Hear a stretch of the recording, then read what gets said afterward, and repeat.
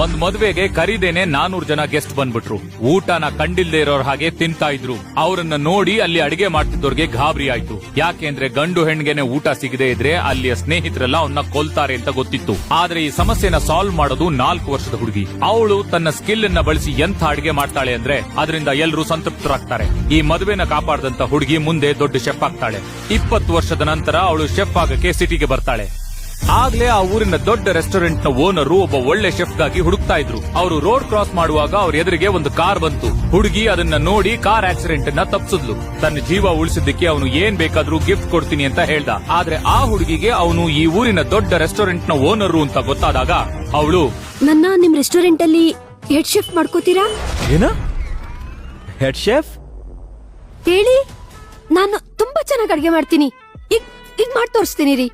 ಬೇಡ ಬೇಡ ಬೇಡ ಬೇಡ, ಅದ್ರದ್ದೇನು ಅವಶ್ಯಕತೆ ಇಲ್ಲ, ಪರವಾಗಿಲ್ಲ.